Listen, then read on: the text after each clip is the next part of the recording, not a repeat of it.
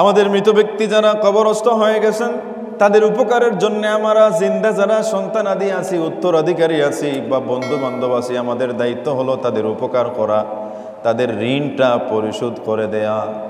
কারণ আমার রাসূল বলেন, নাফসুল মুমিনি মুআল্লাকাতুম বিদাইনিহি হাত্তা ইউকদা আনহু।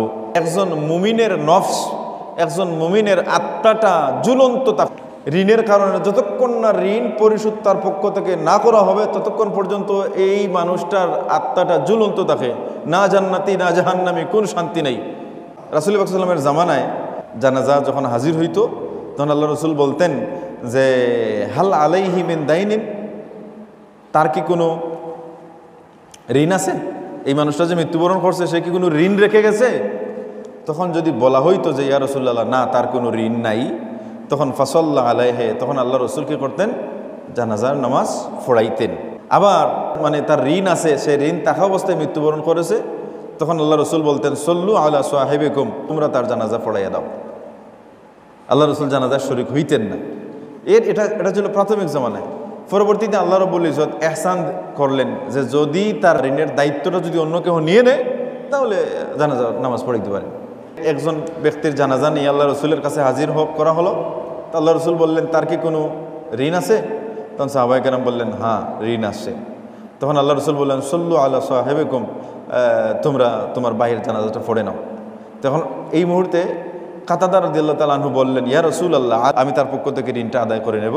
এই কথা বলার পরে ফাসাল্লা আলাইহি, আল্লাহ রসুল কী করলেন? তার জানাজার নামাজটা পড়লেন। যদি কেহ ঋণের দায়িত্ব নেয় তাহলে ঠিক আছে, জানাজা পড়া যাবে।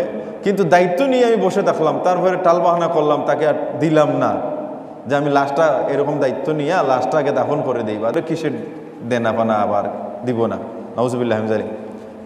এক ব্যক্তি আল্লাহ রসুলের কাছে এটা জানাজা নিয়ে আসলেন। তখন আল্লাহ রসুল বললেন, তার কি ঋণ আছে? সাহাবায়ে কেরাম বললেন, ঋণ আছে মাত্র 2 দিরহাম, 2 টাকা, 2 দিরহাম ঋণ আছে। তখন আল্লাহ রসুল বললেন, তোমাদের মধ্যে কি এমন কেউ আছে যে তার এই ঋণের দায়িত্ব নেবে? তখন এক সাহাবী বললেন, ইয়া রাসূলুল্লাহ, আমি দায়িত্ব নিলাম। আল্লাহ রসুল জানাজা পড়াইলেন।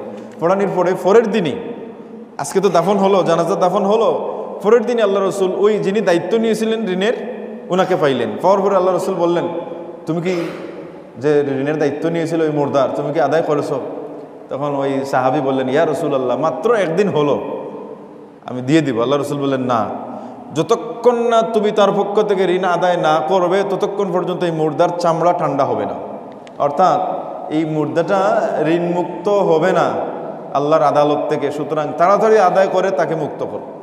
তাহলে দেখা গেল যে আমাদের মুর্দাদের 1 নম্বর উপকার হলো কি, আমরা জিন্দাদের উপর দায়িত্ব যে আমরা মুর্দাদের ঋণটা আদায় করব। কেউ যদি 1 টাকা পায় তাহলে 5 টাকা দিয়ে তার থেকে আমরা মুক্তি নেব। হ্যাঁ, উচিত হলো তুড়াতুড়ি কিছু টাকা পয়সা যদি কেউ পেয়ে থাকেন তাহলে একজন মানুষ যখন মৃত্যুবরণ করছে তাহলে উচিত হলো তাকে মাফ করে দেওয়া। এতে আপনি সদকায়ে জারিয়ার সওয়াব পাবেন। এবং এই মুর্দার প্রতি যে আপনি ইহসান করলেন, আপনি যে ইহসান করলেন, আপনার প্রতি, আপনার মৃত্যুর পরে এরকম মানুষ আল্লাহ তৈরি করবেন, তা যারা ইহসান করে।